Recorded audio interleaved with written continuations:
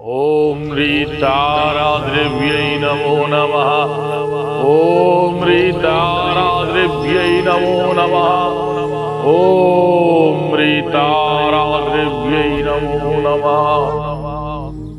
নমস্কার বন্ধুরা, আমি ডক্টর ব্রহ্মানন্দ আকাশ সৌভাগ্য চক্র চ্যানেলে অনেক স্বাগতম সুস্বাগতম সকল বন্ধুদেরকে। আপনারা কি জানেন, গ্রহ পীড়া থেকে মুক্তি পেতে গেলে একটা সহজ উপায় যেটা আপনাদের ঘরেতেই আছে, কিন্তু তার ব্যবহার বা তার কি করে সেই ক্রিয়াটি করতে হবে সেটা আমরা অনেকেই জানি না।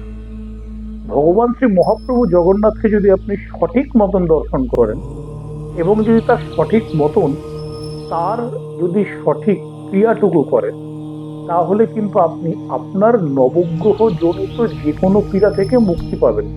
প্রশ্ন আসতে পারে, কি করে জগন্নাথ মহাপ্রভু দর্শন দ্বারা নবগ্রহ পীড়া থেকে মুক্ত হতে পারবেন? আজকে উত্তরটা আমি দেবো। তার জন্য সৌভাগ্য চক্র চ্যানেলটাকে সাবস্ক্রাইব করতে হবে, লাইক করতে হবে, শেয়ার করতে হবে, কমেন্ট করতে হবে, সকলের কাছে পৌঁছে দিতে হবে এই অপূর্ব তত্ত্বটিকে। প্রথমে বলে রাখি, সবচেয়ে বিশেষ জিনিস যেটা, ভগবান জগন্নাথ মহাপ্রভুর দুটো চোখ গোলাকৃত, একটি চোখ সূর্য, একটি চোখ চন্দ্র। নাকটা ত্রিভুজাকৃতি, যেটা সাইন দেয় মঙ্গলের। মুখের আকৃতিটা ধনুকের, যেটা সাইন দেয় কিন্তু বুধের। গায়ের রং কৃষ্ণবর্ণ, যেটা সাইন দেয় শনির।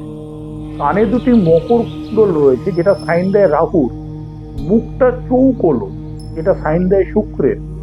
মাথায় ভগবানের শ্রীবৎস পঙ্কজ চিহ্ন রয়েছে, যেটা সাইন দেয় বৃহস্পতি। এবং ভগবানের কোমরেতে যে পাঁচ দিয়ে তার বস্ত্রটা বাঁধা, সেটা সাইন দেয় কিন্তু কেতুর।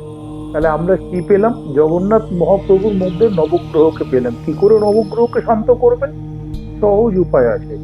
এর জন্য আপনাকে ব্যবহার করতে হবে অষ্টগন্ধকে চন্দন। অষ্টগন্ধকে চন্দনের দ্বারা প্রত্যেক কটি অঙ্গের, যেই কটি অঙ্গের কথা আমি বললাম, ঘরেতে প্রত্যেকেরই ভগবান জগন্নাথ মহাপ্রভুর পুরী থেকে নিয়ে আসা নিম কাষ্ঠ বা যে কোনো কাষ্ঠের বিগ্রহ মজুদ রয়েছে।